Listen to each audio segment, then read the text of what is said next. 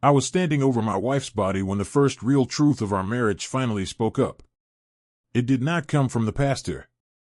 It did not come from my children. It came from her best friend, with her lips almost touching my ear. The funeral home was quiet for a moment. You know that small silence that sometimes slips in between hymns and soft crying. The choir had sat down. The organ was resting. People were shifting in their chairs, blowing noses, clearing throats. I had one hand on the edge of the casket, two fingers touching the lace on Pat's sleeve, just to feel something solid. "Brother Harris, you holding up?" somebody whispered behind me. I nodded without looking back. At that point, I was just trying not to fall apart in front of everybody. 67 years old, retired bus driver, deacon at church. Folks expect you to hold your frame. I focused on the smell of flowers, the low hum of the air conditioner, the soft shine on Pat's face under the makeup. They said she looked peaceful. I thought she looked like a woman who still owed me a few answers. Gloria stepped up beside me. Pat's best friend for more than 30 years. They used to sit in our kitchen, gossiping over coffee like they had all the time in the world. Today her hands were shaking around a damp tissue. Her eyes were red, not just from crying, but from holding something back. She leaned in close, so close I could feel the warmth of her breath on my cheek. "Leonard," she whispered, voice low and steady, "when you get home, check her phone." I did not move. I did not look at her. I kept my eyes on the casket. People were lining up again, one by one, to walk past, touch Pat's hand, say a few words. To them, it probably looked like Gloria was just saying something kind to a grieving widower. "Her phone?" I asked, barely moving my lips. Gloria nodded once.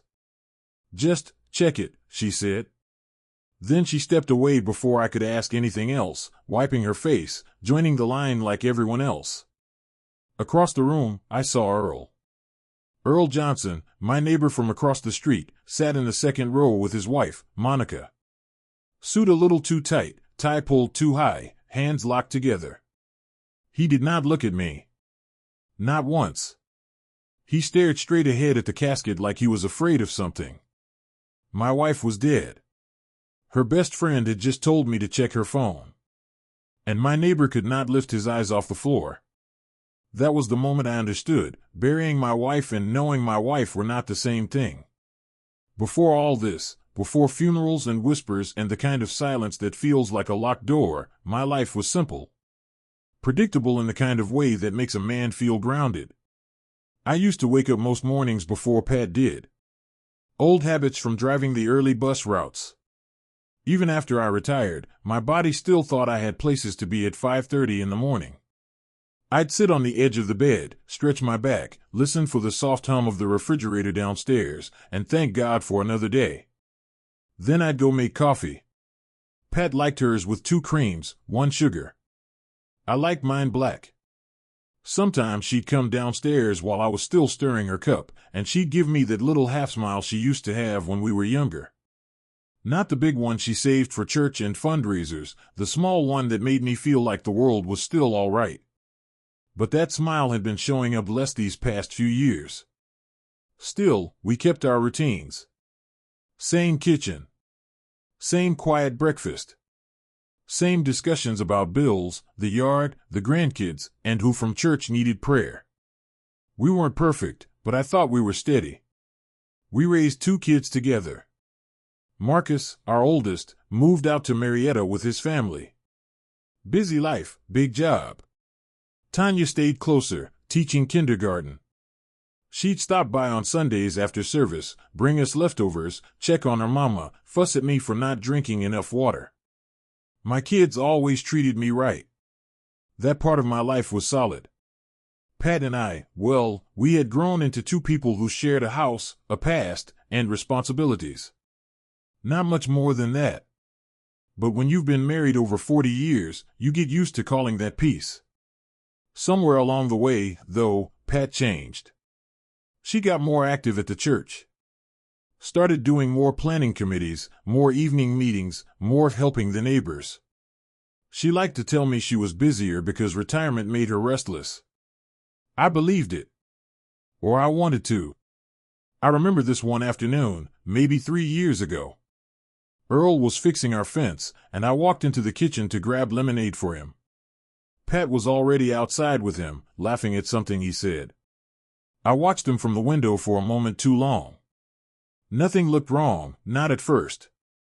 But something felt off in my chest, like a door creaking open somewhere inside me. That feeling came back a few times over the years. When Pat dressed nicer on days she wasn't going anywhere special. When she changed her phone password because of spam. When she stayed late at church but didn't smell like old books or cleaning supplies when she came home. When she snapped at me for asking simple questions. Who was that on the phone? When will you be home? Everything okay? I didn't push. I'd been raised to keep the peace, not poke at it. Whenever I felt uneasy, I'd remind myself of our history, meeting at a fish fry when we were barely adults, raising babies on one paycheck, holding hands at funerals for people we loved. I assumed all that foundation was stronger than whatever was making her so distant. Then her health problems started creeping in. Nothing dramatic, just the usual things that come with age. High blood pressure, fatigue, a few dizzy spells. I started driving her to appointments, picking up her prescriptions, helping her keep track of what she needed to take and when. It felt natural to take care of her. That's what marriage is supposed to be, giving your best when life starts taking things away. And she let me take care of her, but she didn't confide in me the way she used to. She didn't rest her head on my shoulder during TV shows anymore. She didn't ask how my day was. She didn't sit with me on the porch in the evenings when the sun dipped low and the air cooled enough to breathe easy. Instead, she'd go for walks around the cul-de-sac. Said she needed the exercise. And I'd watch her from the porch sometimes, the streetlights catching her hair, Earl's porch light flicking on like he was expecting something. You can call it hindsight if you want. But even back then, something in me knew. I just didn't want it to be true. We still went to church together on Sundays. Still sat in our usual pew. Still presented ourselves like the long-married couple that had made it. Folks would smile at us with that kind of admiration people give to marriages that lasted decades. Every time someone said, "You two are blessed," I'd feel a quiet sting in my chest I couldn't explain. There were moments, small, fleeting moments, when Pat would look at me like she was remembering something she didn't want to remember. Sometimes she'd reach for my hand and then pull back like she forgot the gesture halfway. But we kept moving. Kept pretending everything was fine. When she passed, unexpected, sudden heart failure, I thought the biggest pain I'd face was losing her. I thought the grief would be sharp, overwhelming, and then settle into the kind of ache a man learns to live with. I didn't know the grief I braced for was only the beginning. That the real hurt was buried in her phone, waiting for me. That the woman I buried that day wasn't the woman I'd been married to. Not really. Not for a long time. And I didn't know yet that the truth was bigger than betrayal, older than the affair, and aimed straight at the life I had built with my own hands. I just thought I was a widower trying to stay upright at his wife's funeral. I didn't know I was a man about to lose the last pieces of the story he thought he lived. A man can spend his whole life believing he's paying attention, only to realize he wasn't really seeing anything at all. After Pat passed, and after Gloria whispered those words at the funeral, my mind started replaying things I had ignored for years. Not dramatic moments, just small things. Little shifts in tone, timing, behavior. Things a husband notices but talks himself out of because admitting them would mean admitting something is wrong. The first real clue came about 4 years before the funeral. Pat had started walking every evening around the cul-de-sac. She said her doctor wanted her to get more exercise. I'd usually sit on the porch, sipping sweet tea, watching the sky dim from gold to blue. I liked those evenings. Quiet, steady, simple. But the more Pat walked, the more she walked at odd times. Sometimes she'd leave just when Monica drove off to her night shift at the hospital. Sometimes she'd come home later than she said she would. Sometimes she'd smell like cologne that wasn't mine. One night, I remember sitting there on the porch when Earl stepped outside his house at the same time she passed by. He wasn't taking the trash out, and he wasn't watering the lawn. He was just there, waiting. And they exchanged a look, one of those quick glances people share when they think no one's paying attention. Pat didn't see me watching. Or maybe she did and wanted me to think nothing was wrong. Either way, something inside me tightened. Not pain. Not anger. Just something. But I shook it off. 40 years of marriage makes you trust by default. Later that night, she came inside, humming softly like she was happy. She poured herself a glass of water, kissed my cheek lightly, an old habit she hadn't done in months, and went upstairs. I remember touching that spot on my cheek like I was trying to decide if it meant something good or something terrible. Another clue came from her phone. Pat used to leave her phone everywhere: kitchen counter, bathroom sink, car seat, pew at church. She was never protective about it. But then one day, out of the blue, she put a password on it. Not a Face ID or fingerprint. A typed code she guarded with her body like it held nuclear information. When I asked her why, she snapped. Spam calls. Scammers. Everybody's doing it now, Leonard.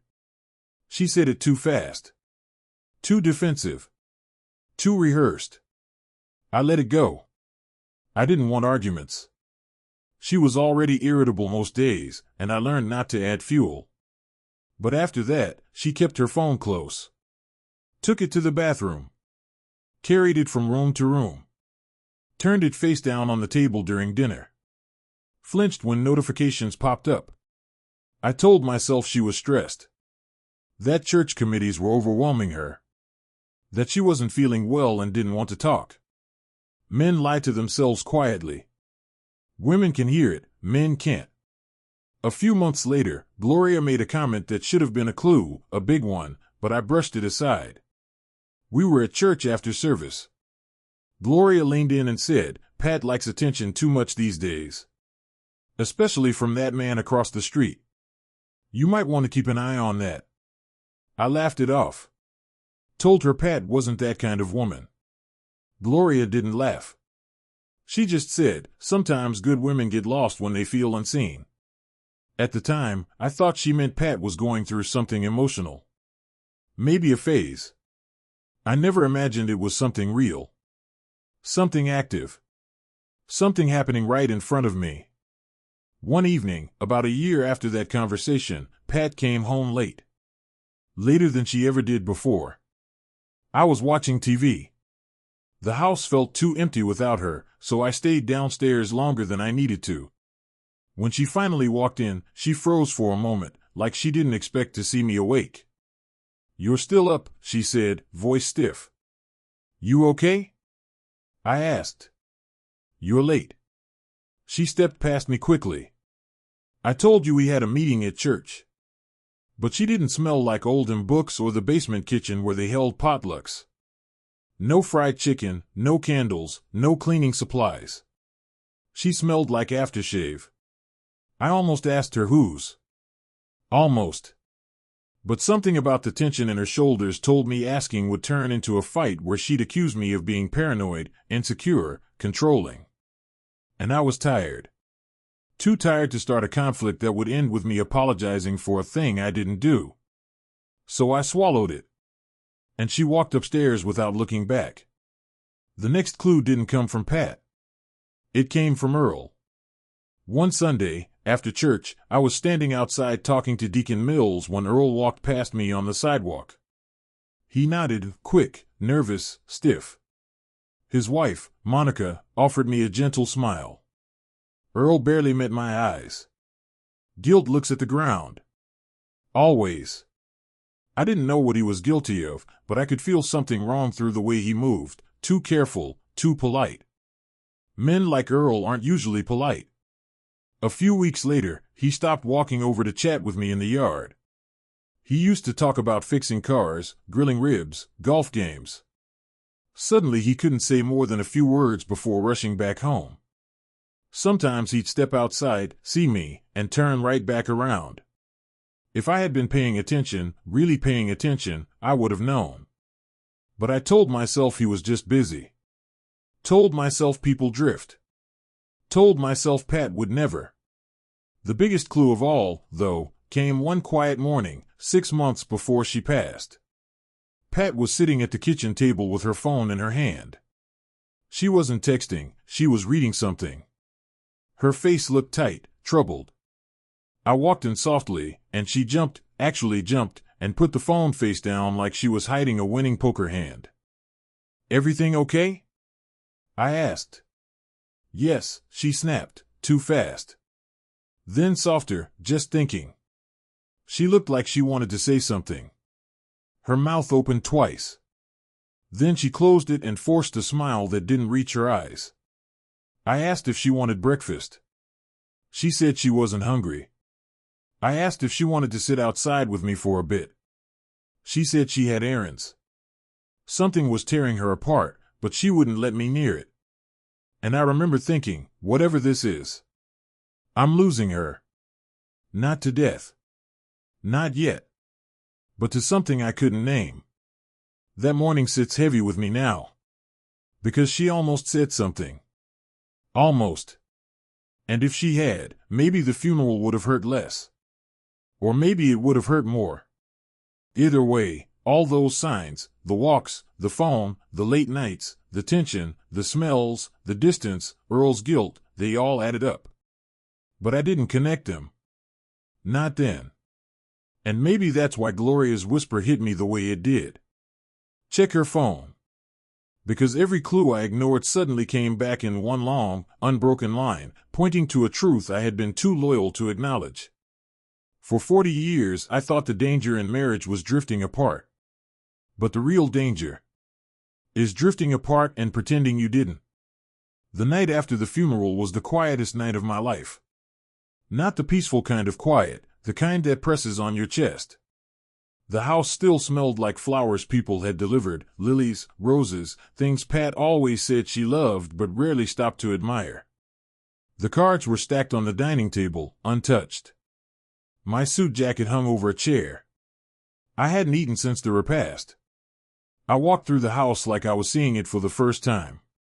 Her slippers by the bed. Her robe on the hook. Her glasses on the side table. Her half-finished crossword puzzle. The dent in her pillow. Everything looked ordinary. Everything felt wrong. At around 11 p.m., I sat down at the kitchen table, the same place I had sat every morning for decades, and pulled her phone toward me. It was still in her purse. Still charged. Still holding whatever truth Gloria thought I needed to see. I stared at it for a long time, thumb hovering. Even then, part of me wanted to leave it alone. To keep believing the version of Pat I had loved, instead of meeting whoever she really was. But Gloria's whisper wouldn't let me rest. Check her phone. So I entered the password. I didn't guess it. I knew it. A date she once told me meant something, though she never explained why. At the time, I thought it was sentimental. Now I know it wasn't sentimental at all. When the phone unlocked, something in me braced, like my body knew what my mind didn't want to accept. Her screen lit up, and right there at the top, Earl's name. Under it, I'm outside. The last message she ever received. Sent the day she died. My hand froze over the screen. My heart didn't race, didn't break, it just went still. I clicked the message thread. And I read. Years. Years worth of messages. Flirting. Jokes. Complaints about their spouses. Meetups. Lies. Pat, Leonard thinks I'm at choir rehearsal. Earl, Monica works tonight. Come over. Pat, slipping through the garage so the neighbors don't see. My breath stayed calm, too calm, like my body refused to let me fall apart. I scrolled. And scrolled. And scrolled. Pictures. Nothing explicit, but intimate enough to choke a man. Her handwriting in the notes app. E and I talked today. When L retires, I'll push for the paperwork. Once it's signed, he won't have a choice. E says he'll take care of me. Says we deserve a fresh start.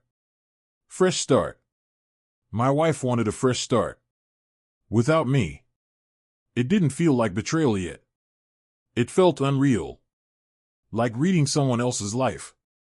I kept scrolling. Old messages. New ones. Patterns. Meetups on days I thought she was grocery shopping. Errands. Church work. Checking on Earl's knee. More lies than truth. Then something hit me harder than the affair. A message from Pat, dated 2 years ago. He's too used to me doing everything. Sometimes I feel like Leonard just exists. Exists. 40 years, and she reduced me to a piece of furniture.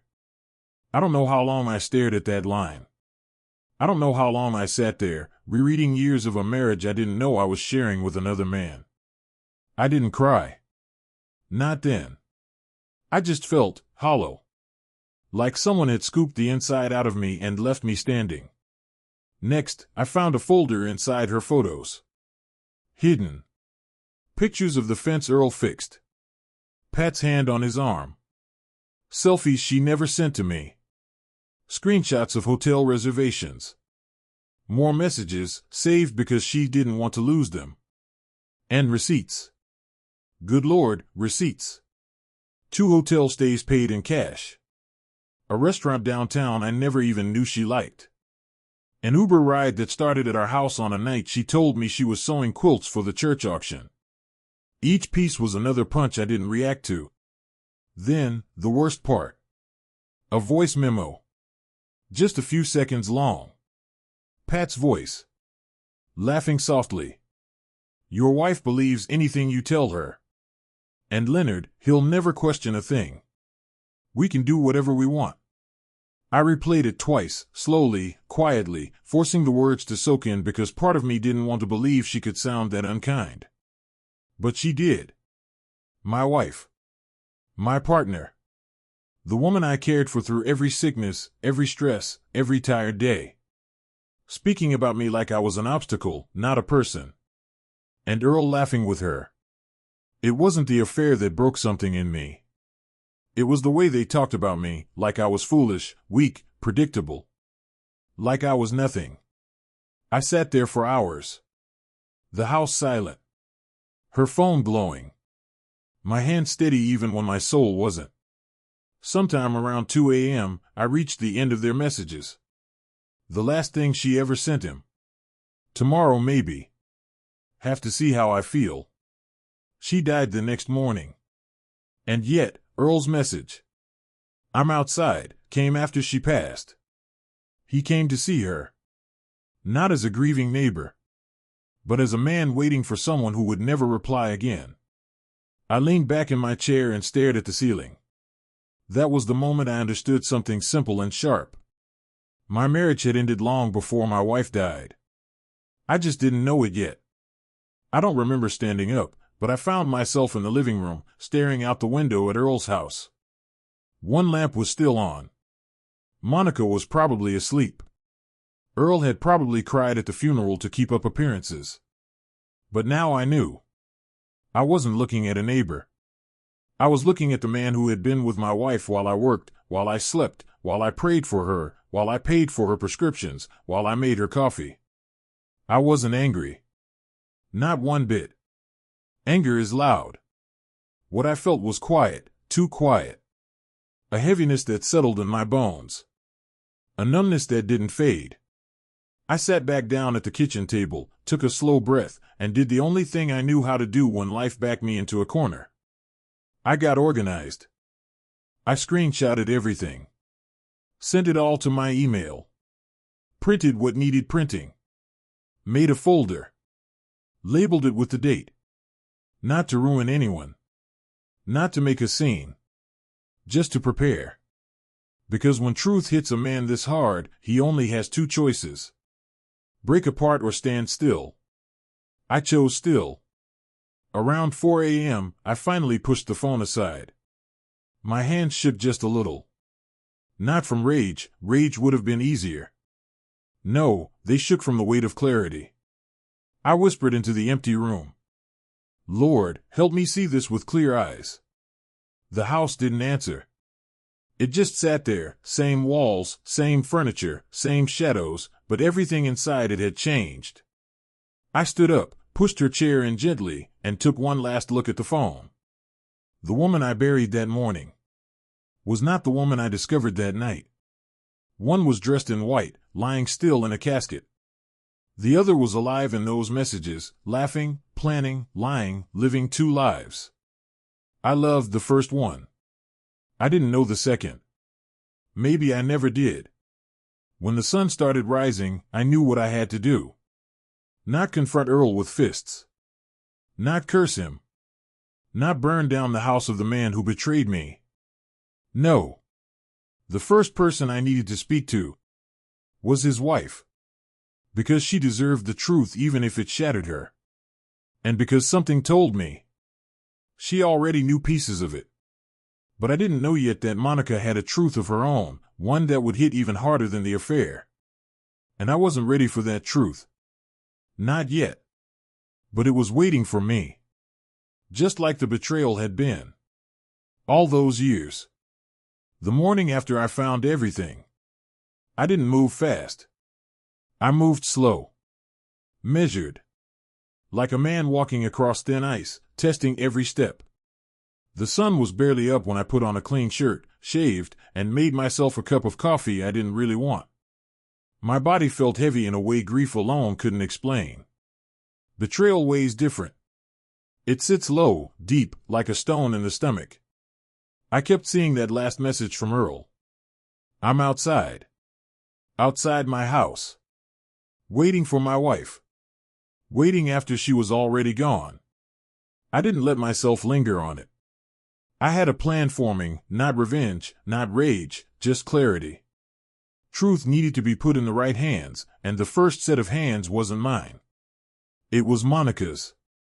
But before I went across the street, I gathered everything. I wanted no misunderstandings. No doubts. No chance anyone could say I imagined it. I printed the screenshots. I saved the files on a USB drive. I placed everything in a plain manila folder. The whole time, I kept steady. That surprised me. A younger version of myself might have raised hell, thrown punches, shouted in the street. But age teaches a man that noise doesn't fix anything. You want real outcomes? You move quiet. By 8 a.m., I was standing at the window, looking across the street. Monica's car was still there. Earl's truck was gone. Good. I didn't want him home. I grabbed the folder, locked up the house, and walked across the street with slow steps. My legs felt stiff, but not weak. Just tired.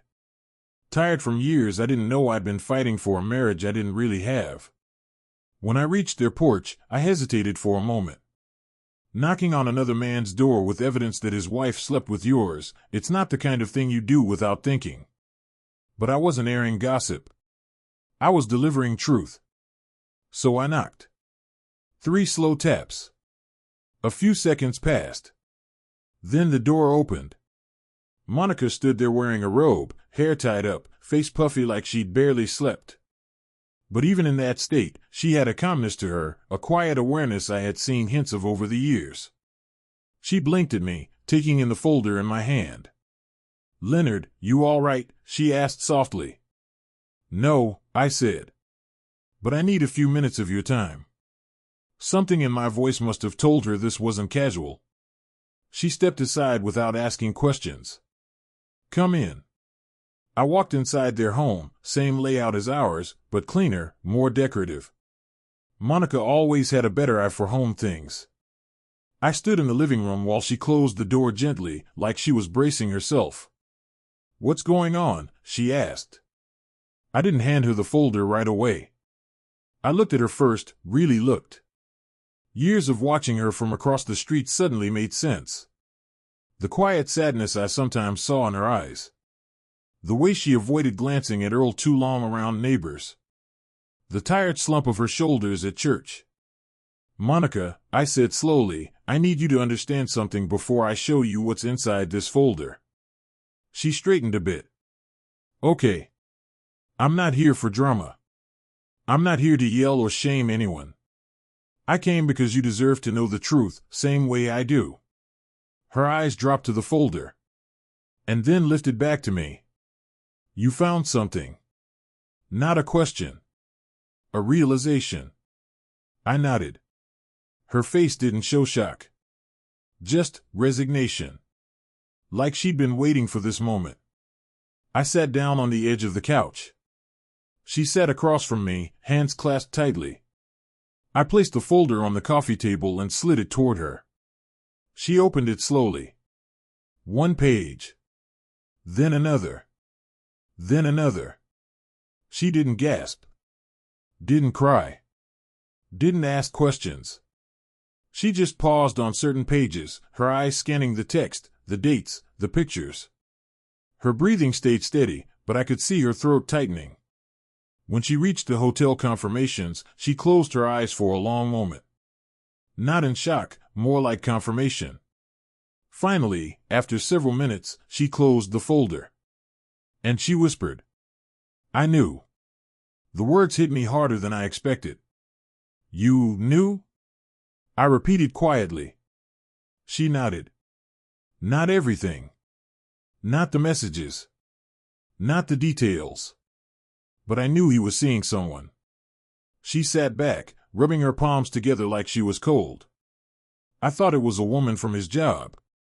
Or somebody from that bar he goes to with his coworkers. I didn't know it was Pat, not for sure. But I suspected. She looked at me then, eyes soft with an apology she didn't know. I'm sorry, Leonard. I really am.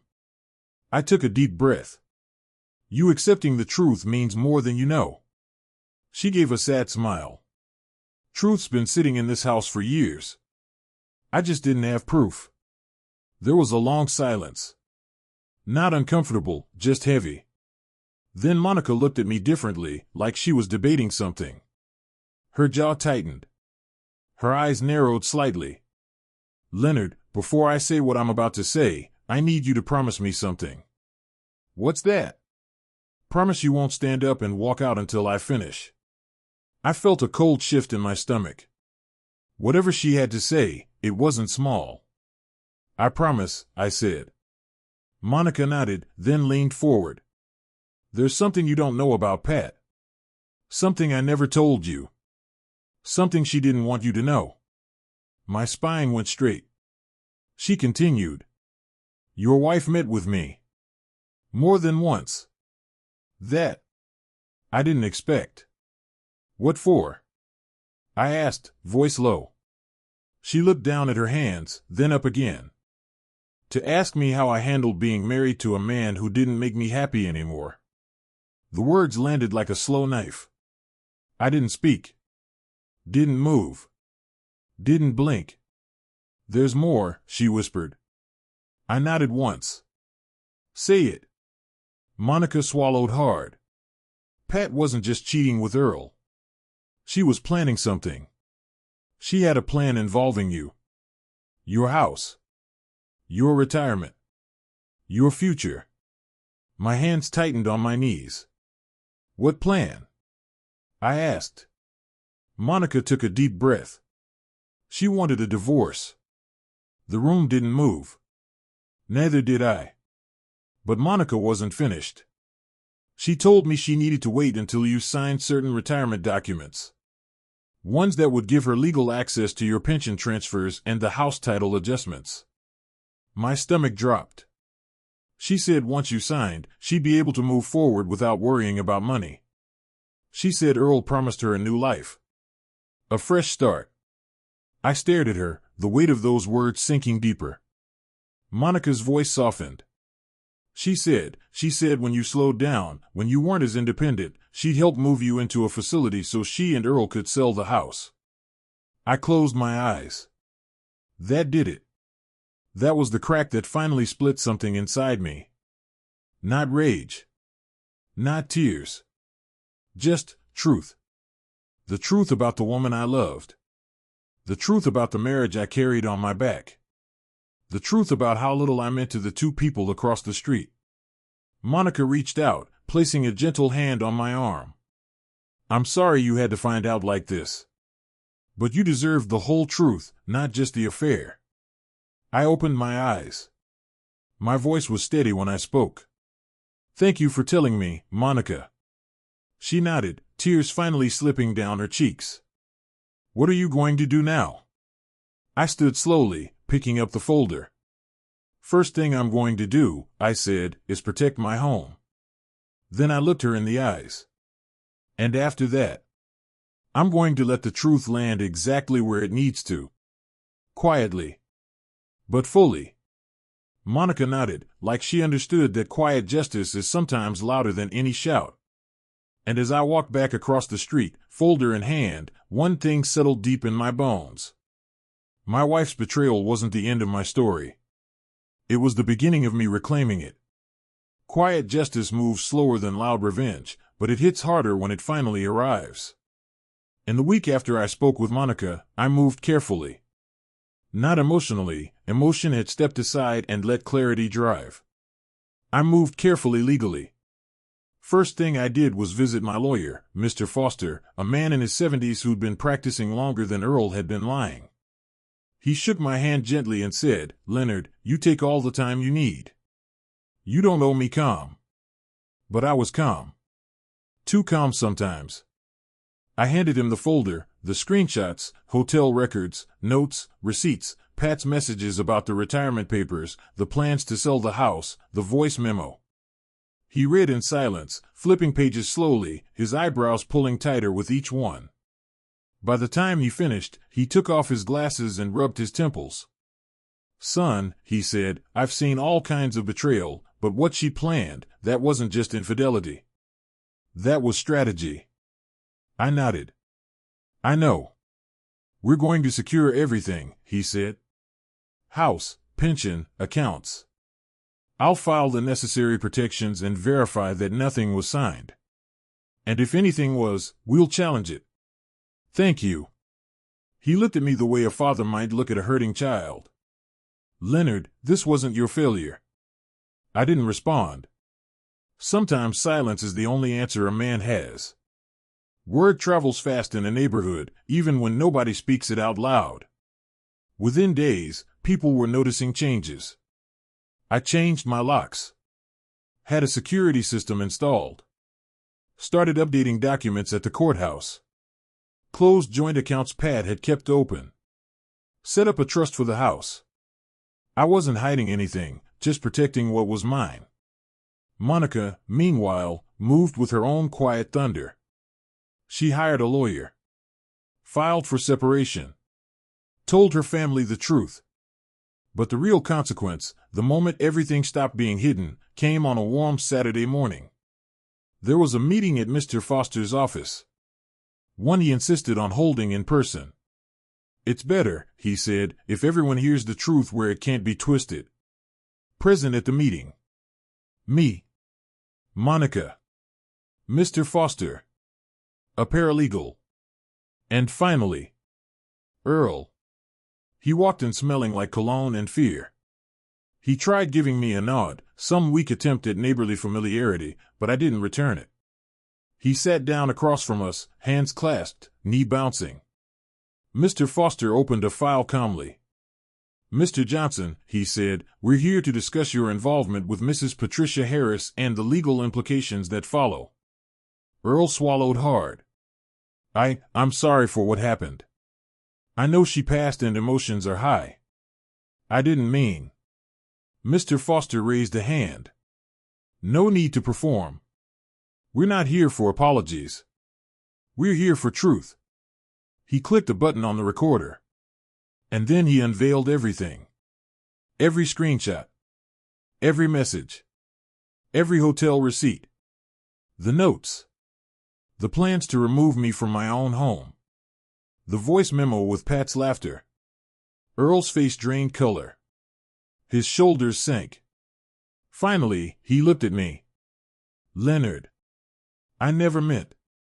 I cut him off, voice steady. "You meant every word you typed." He tried again. "It just happened. We never." "It happened for years," I said quietly. Don't insult me by pretending it was a mistake. He closed his mouth. Monica didn't say a word at first.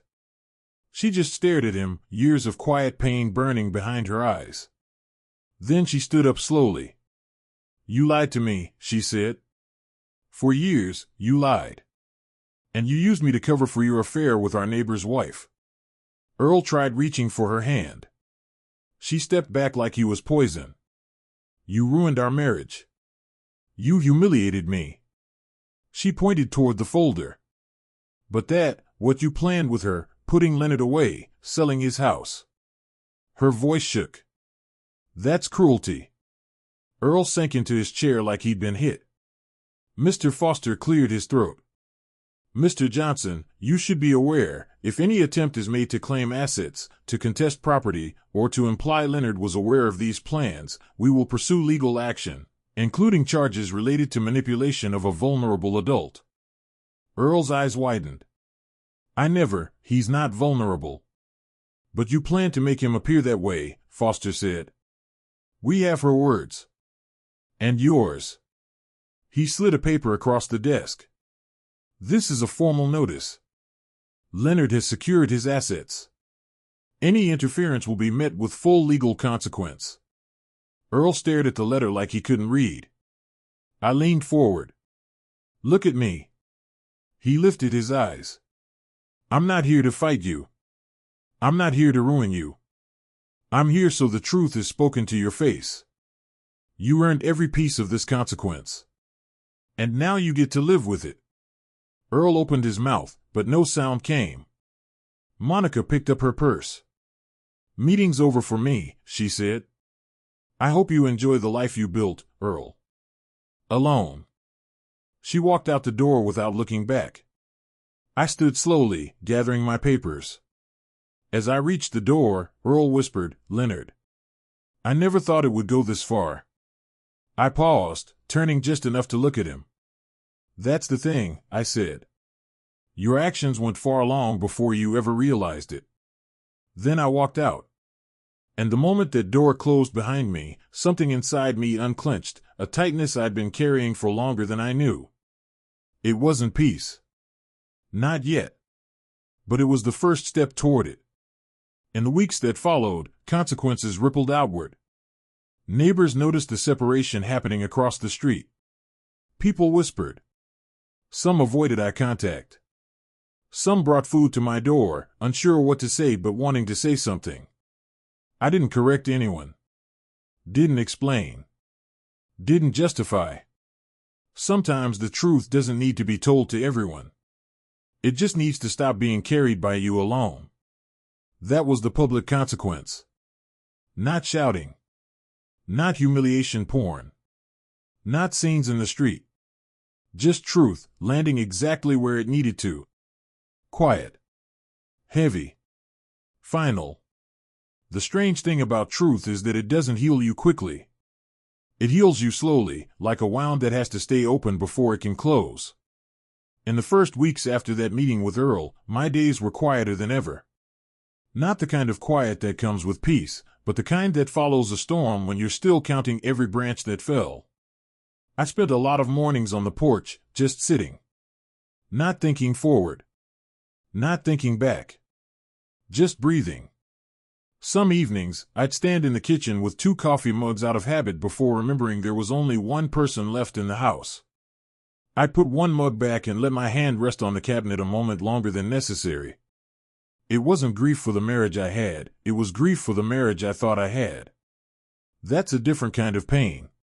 Marcus and Tanya checked in more after the funeral. They didn't know every detail, I didn't burden them with years of betrayal, but I told them enough for them to understand why I was distant, why I was tired, why I wasn't pretending things were fine. Marcus got quiet, eyes red. Tanya cried softly and said, Daddy, you didn't deserve that. Not any of it. Hearing your grown children say things you spent a lifetime swallowing, it hits deep. But it also lifts something off of you. I kept volunteering at church, even though being there made my chest tighten. Every pew reminded me of her. Every hymn stirred something old. But faith was the one part of my life she hadn't touched or twisted, so I held on to it. Mr. Foster helped me finalize everything. The trust for the house. The pension protections. The updated will. The financial record secured. The home title reinforced in my name only.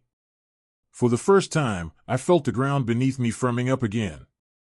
Monica visited me once. Just once. She brought a half pan of cornbread and stood on my porch like she wasn't sure if she was welcome. She didn't stay long, maybe 10 minutes, but her presence felt like a quiet acknowledgement that two people who'd been betrayed by the same pair deserved at least one moment of understanding. "We're gonna be all right, Leonard," she said softly. "Yes," I replied. "We will." She nodded and left. No dramatics. No bonding over pain. Just two neighbors reclaiming their dignity in parallel. As the weeks turned into a couple of months, something unexpected began happening inside me. The anger dissolved.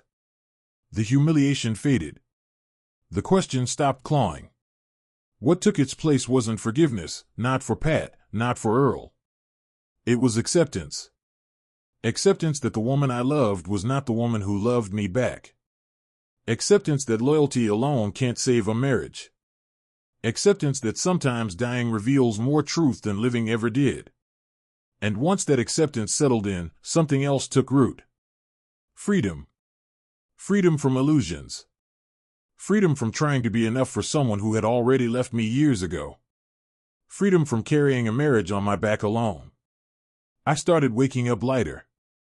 Drinking coffee without that dull ache pressing behind my ribs. Sitting on the porch without expecting her footsteps. Going to bed without waiting for a whisper of regret that was never coming.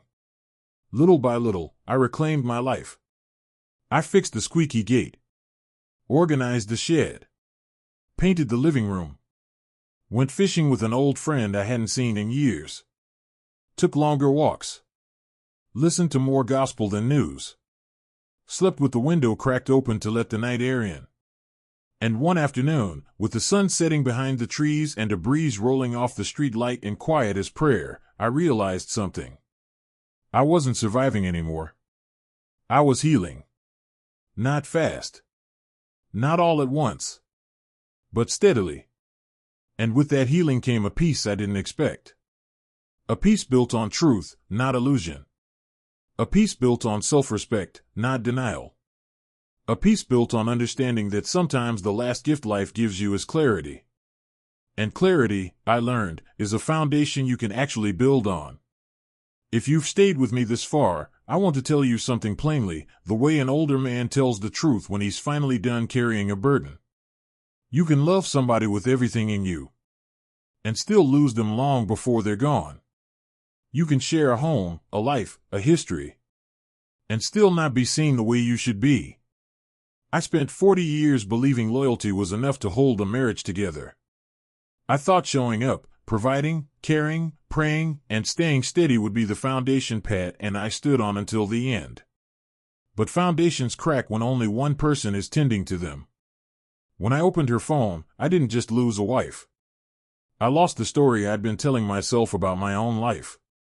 And that's a hard truth for any man to swallow, especially one my age, raised to believe marriage was forever, sacrifice was noble, and love could fix what silence was breaking.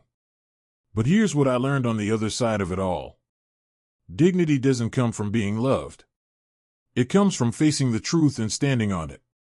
I didn't shout. I didn't fight in the street. I didn't tear anybody down. I let the truth speak for itself.